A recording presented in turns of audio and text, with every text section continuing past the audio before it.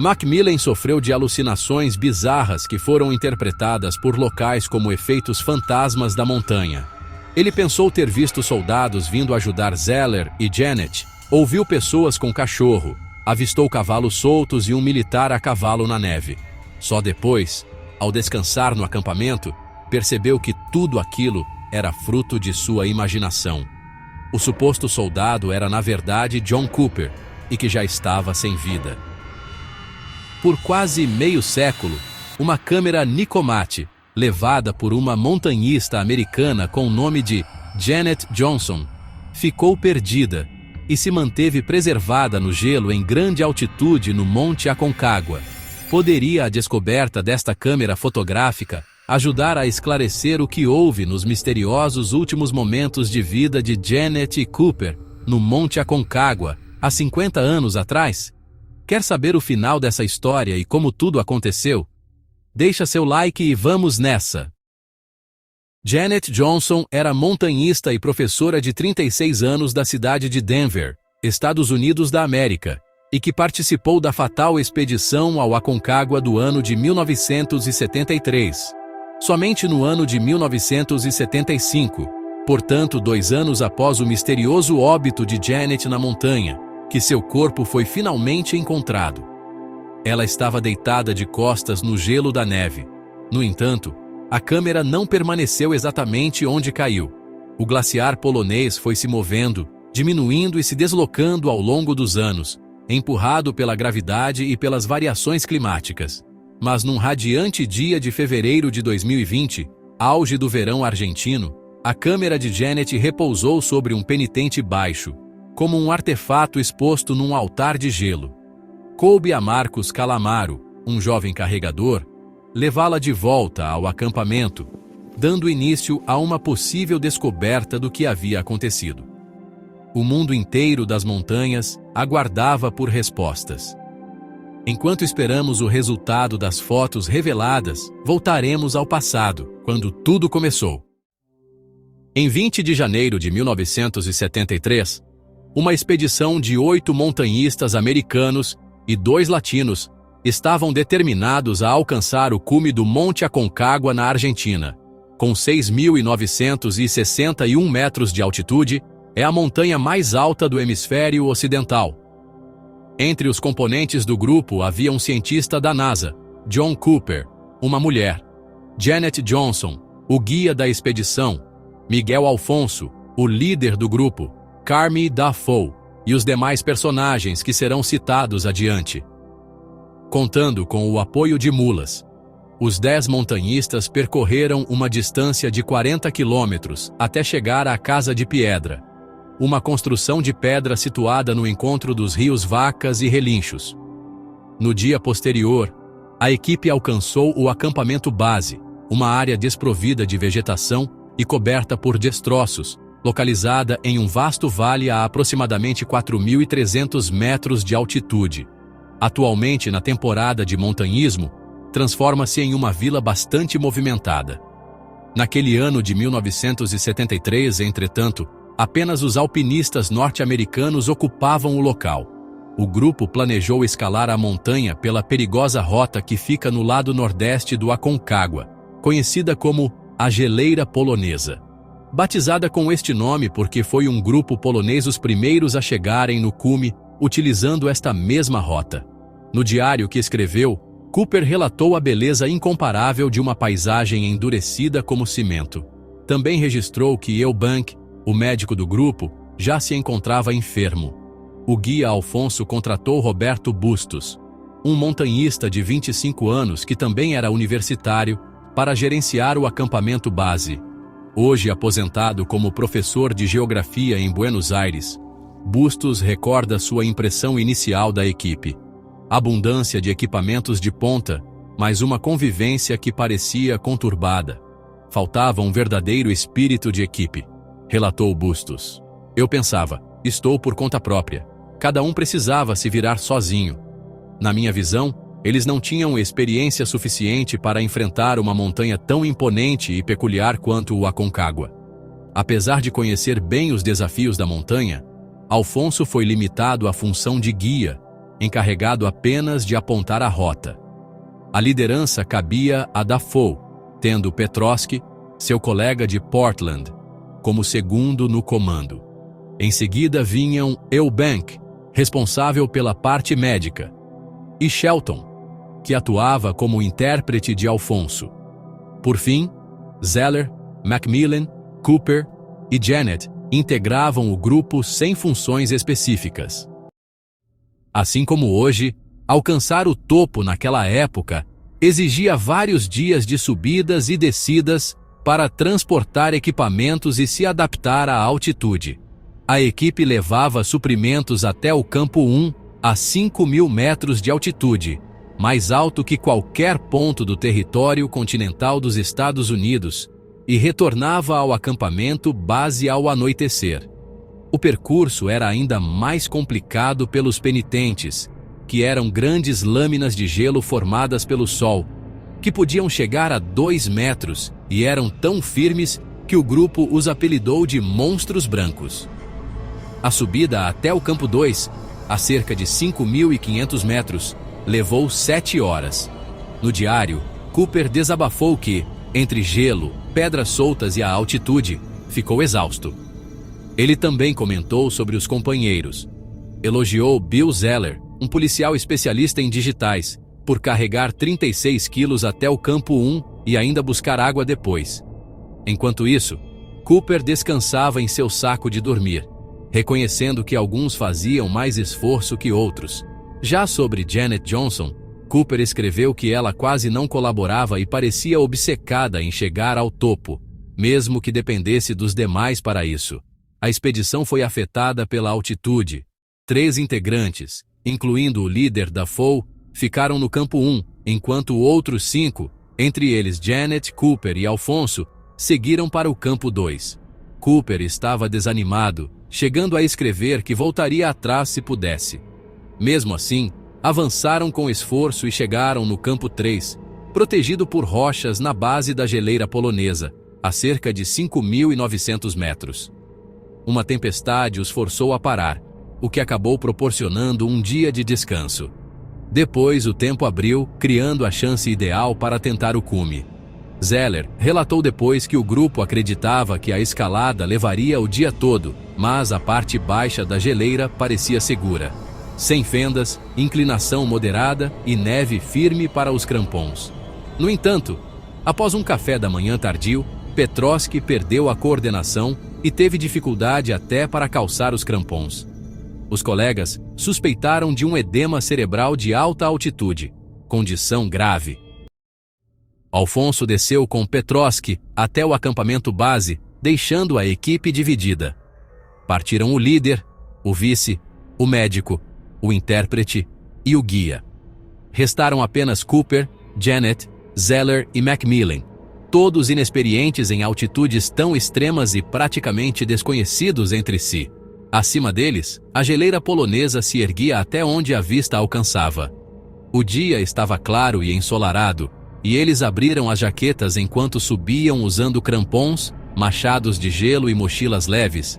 A maior parte do equipamento ficou no acampamento. A progressão na geleira foi lenta, e ao anoitecer os 4 decidiram parar, ainda a 6.400 metros de altitude, faltando mais de 500 metros até o topo.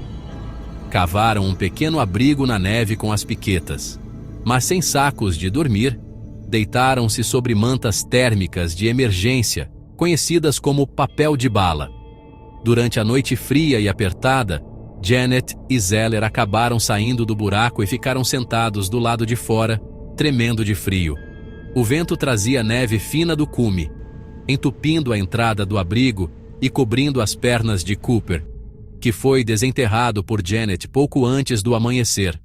Exausto e sentindo muito frio, Cooper decidiu desistir e descer de volta, segundo contaram Zeller e Macmillan depois. Macmillan estimou que levaria cerca de 2 horas para ele retornar ao Campo 3.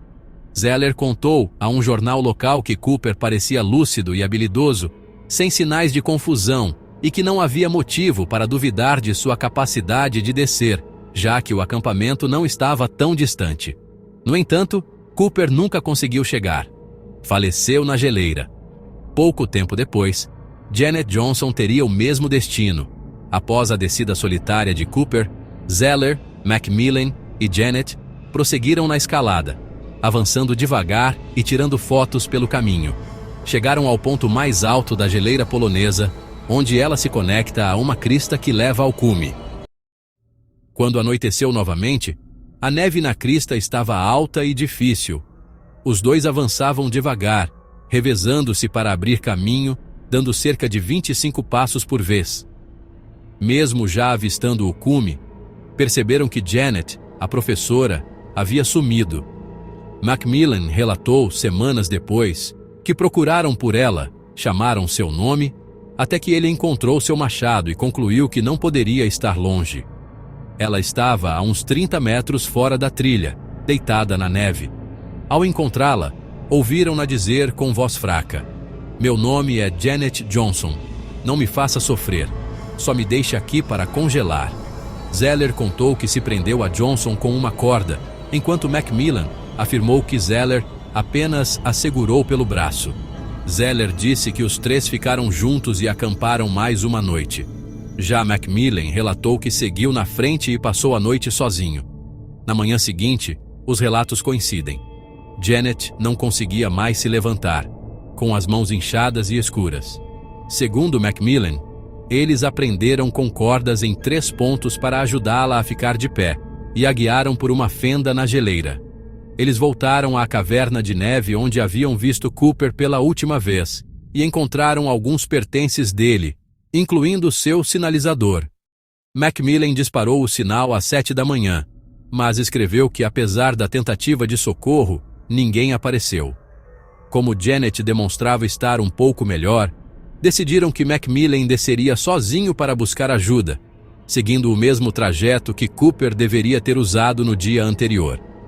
No caminho, Macmillan perdeu o machado de gelo numa parte íngreme, escorregou cerca de 80 metros e mais tarde disse que foi isso que causou seu olho roxo. Macmillan sofreu de alucinações bizarras que foram interpretadas por locais, como efeitos fantasmas da montanha. Ele pensou ter visto soldados argentinos vindo ajudar Zeller e Janet, ouviu pessoas o chamando, avistou cavalos soltos e um militar a cavalo na neve. Só depois, ao descansar no acampamento, percebeu que tudo aquilo era fruto de sua imaginação. O suposto soldado era, na verdade, John Cooper, e que estava sem vida. Enquanto isso, Zeller também teve delírios resultantes de grandes altitudes. Mais tarde, contou que imaginou máquinas trabalhando perto do topo e escutou vozes de socorristas com um cachorro que, na realidade, nunca estiveram ali. Zeller relatou que ele e a professora continuaram descendo até atravessarem a parte mais difícil, quando sofreram uma queda forte. Apesar do susto, não tiveram ferimentos sérios, mas ambos quebraram os óculos escuros e sofreram pequenos cortes no rosto. Eles chegaram perto do acampamento e conseguiram ver as barracas. Durante a queda, ele e Janet se separaram. Então Zeller voltou para procurá-la. Nesse momento, avistou o corpo de John Cooper, caído entre eles. Ao examinar, percebeu que Cooper já estava sem vida e congelado, sem sinais de lesões externas ou roupas rasgadas, concluindo que a causa provável foi cansaço extremo e hipotermia, e não uma queda. Zeller disse que Janet parecia estar bem, então ele decidiu seguir em frente para montar a barraca, enquanto ela descansaria para recuperar o fôlego. Ele chegou ao campo 3 algumas horas após Macmillan, segundo os relatos. Passaram a noite lá, mas ao acordar, não encontraram Janet. Na manhã seguinte, Macmillan escreveu que ele e Zeller decidiram descer, mas Zeller estava tão desorientado que não sabia para onde ir. Ele finalizou dizendo que essa é a história que consegue lembrar, enquanto as dúvidas os acompanhavam morro abaixo, como um clima frio e sombrio.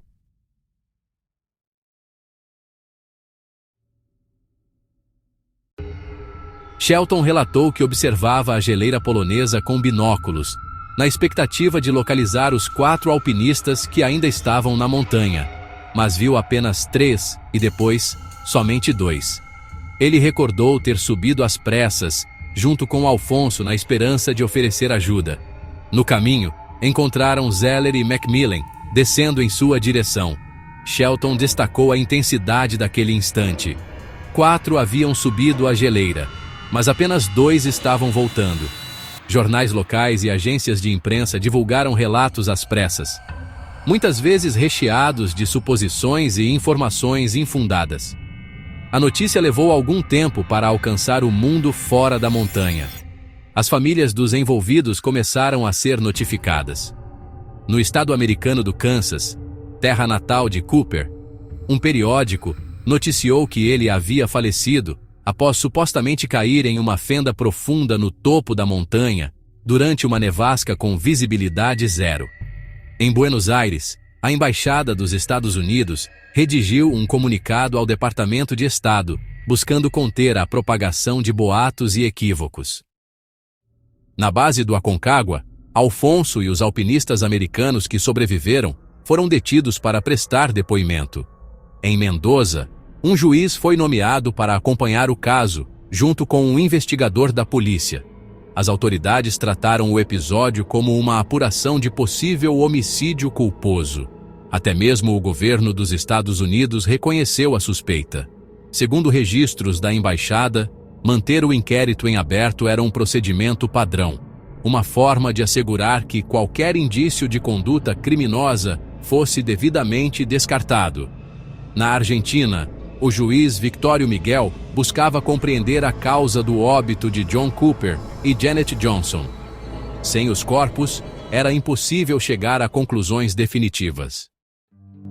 No fim de 1973, com o início de uma nova temporada de escaladas de verão nos Andes, foi organizada uma expedição com 4 integrantes encarregados de localizá-los. E Alfonso, que vinha sendo alvo de críticas por sua atuação como guia, assumiu a liderança da missão. Levavam consigo 2 trenós de plástico, semelhantes aos usados por crianças para deslizar em colinas nevadas, adaptados com chapas de metal aparafusadas na base para reforço. Uma semana depois, ao chegarem à base do glaciar polonês, depararam-se com vestígios inquietantes da expedição americana. Barracas dilaceradas e um saco de dormir azul rasgado, de onde escapavam penas. Aproximadamente 150 metros acima do local do acampamento, localizaram o corpo congelado de Cooper. Ele jazia sobre uma área de terreno relativamente inclinado, com as pernas estendidas e cruzadas. As mãos, sem luvas, repousavam sobre o abdômen. Vestia uma jaqueta, embora o capuz estivesse caído para trás, deixando a cabeça exposta. John Cooper era um homem alto e corpulento, e segundo o fotógrafo Loren contou às autoridades, seu corpo estava rígido como uma escultura de gelo. O trenó era pequeno, com apenas cerca de metade do tamanho dele, o que tornava difícil posicioná-lo de forma a não danificar suas roupas ou o próprio corpo durante a descida. As condições eram severas, fazia muito frio, o vento era constante e a tensão entre os membros da equipe aumentava. Eles acharam o diário de Cooper, junto com uma carta aberta escrita por sua esposa, Sandy. "Fique sempre atento e não se esqueça dos crampons", escreveu ela. "Você é de longe o marido mais amoroso e um pai verdadeiramente dedicado que alguém poderia ter neste mundo." Não havia nenhum vestígio de Janet Johnson. Segundo Loren, ele passou horas explorando a neve ao redor em busca de alguma pista, até que, exausto, precisou abandonar a tentativa. Para ele, o paradeiro de Janet permanecia o enigma mais profundo da tragédia e suspeitava que ela pudesse ter se afastado e caído além da encosta íngreme do glaciar. As informações sobre Cooper se espalharam rapidamente. Ele estava sem um dos crampons, não portava machado de gelo e foi encontrado em uma área de inclinação moderada. Seu rosto, marcado por ferimentos, exibia uma expressão congelada de pavor. No abdômen, havia uma perfuração cilíndrica e profunda, um detalhe que só foi notado mais tarde, quando o corpo foi levado a uma altitude mais baixa e suas mãos, antes rígidas pelo gelo, puderam ser movidas. Alfonso declarou à imprensa que a hipótese mais provável era de um acidente.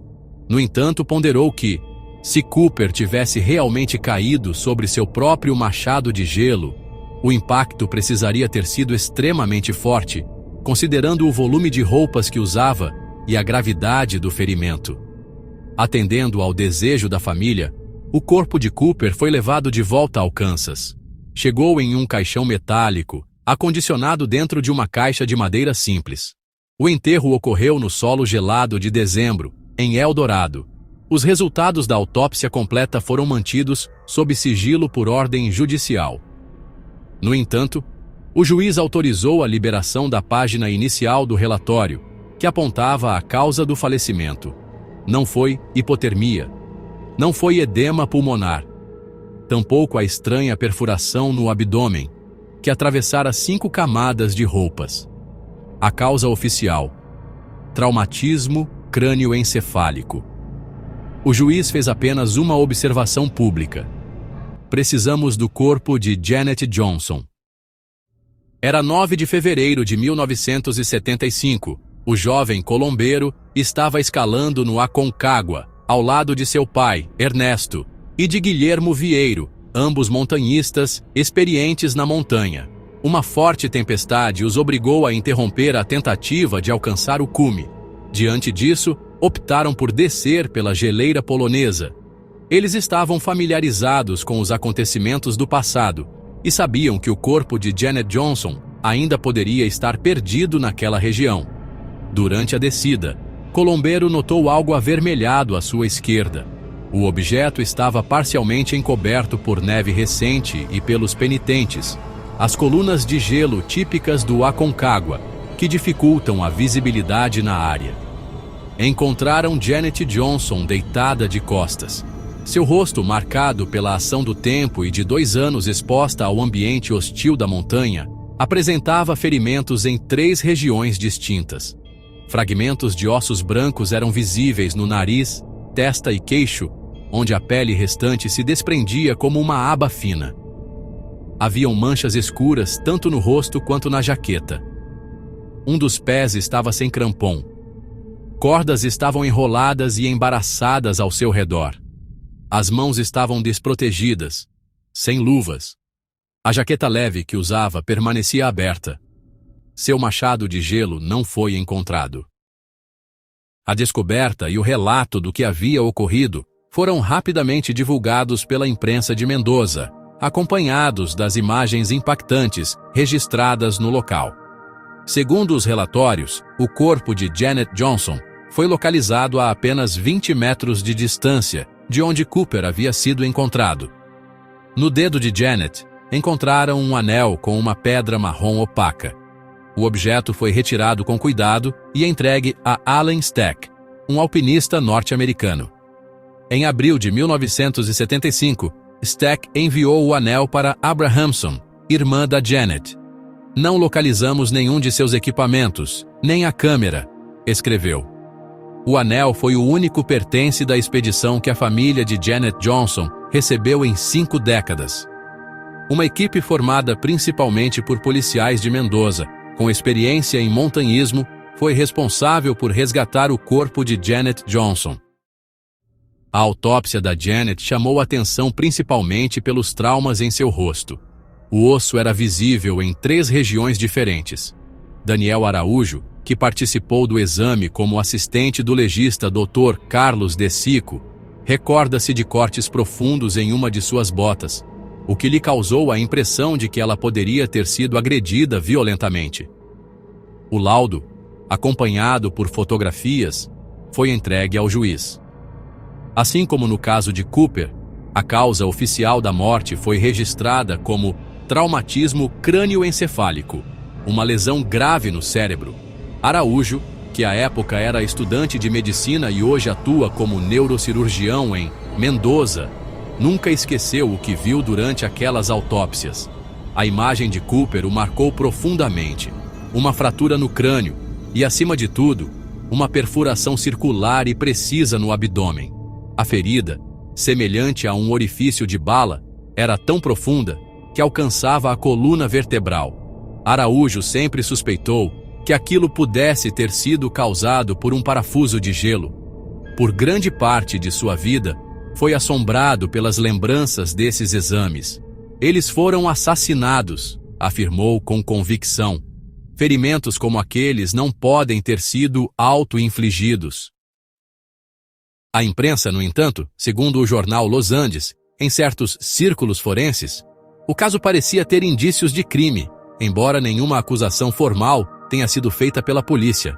O caso acabou ficando em aberto, alimentando dúvidas e interpretações. As lesões na cabeça foram provocadas por uma queda ou por uma ação intencional.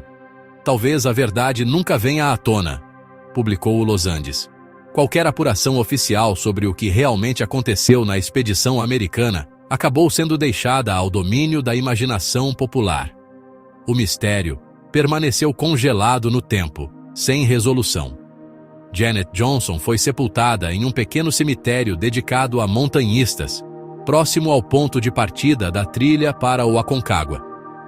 Nenhum familiar esteve presente no enterro. Ainda assim, sobre seu caixão havia um buquê de flores. Na faixa que o acompanhava, lia-se uma simples dedicatória. De tu madre, de sua mãe. Um homem chegou atrasado e correu para o final da cerimônia. Era Miguel Alfonso, o guia da expedição que compareceu para prestar seu tributo final. As famílias de Janet Johnson e John Cooper jamais tiveram clareza sobre o que realmente ocorreu no Aconcagua. Fantasmas da geleira, um crime ou acidente? Diversos rumores. Mas tudo o que sabiam era que algo saiu terrivelmente errado e que ambos haviam partido para sempre.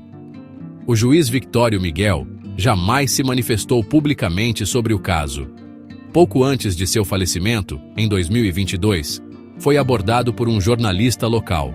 O repórter comentou que os leitores haviam acompanhado a cobertura como se fosse uma obra de ficção e que muitos levantavam a possibilidade de um assassinato. Nada disso foi comprovado, respondeu o juiz, e rapidamente se retirou. Este caso é até hoje o maior enigma do Aconcagua, afirmou Moran, o jornalista argentino que acompanhou de perto a expedição e os desdobramentos que se seguiram. Essa história quase se perdeu no tempo, esquecida pela maioria. Mas ainda existem razões sólidas para questionamentos e argumentos suficientes para manter vivo o mistério. E então, das profundezas geladas da montanha, surgiu a câmera de Janet Johnson. E quaisquer fantasmas que pudessem ter sido esquecidos foram novamente trazidos à tona. A câmera foi encontrada praticamente intacta. A única avaria visível era uma fissura interna na lente. Seus componentes ainda funcionavam perfeitamente. O suporte de couro, preso com parafusos na base do equipamento, provavelmente ajudou a evitar a entrada de umidade e garantiu sua preservação. Janet Johnson tinha talento com a câmera. As imagens que deixou para trás são ao mesmo tempo belas e inquietantes. Mas apesar de reveladoras, o conteúdo do filme não soluciona o enigma. Ele mostra o que Janet enxergou nas suas últimas horas, mas não revela o que ela sofreu. Tampouco explica como encontrou o seu fim. Nem toda descoberta traz respostas. Algumas apenas aprofundam as perguntas e despertam ainda mais o desejo de entender o que ficou no escuro. Em altitudes extremas, as regras comuns começam a se desfazer. O desespero tende a embaralhar a linha entre o certo e o errado. Mas uma coisa permanece constante, mesmo após 5 décadas, do Aconcagua ao Everest. A ética e a responsabilidade ainda são colocadas à prova. Elas se tornam frágeis lá no alto, distorcidas pelos riscos iminentes e pelos limites do corpo e da mente. A 6.000 metros de altitude, o mundo funciona sob outro código. As leis e os princípios da vida em terra firme raramente se aplicam do mesmo modo lá em cima. Em memória de Janet e Cooper. Deixa seu like e se inscreva no canal.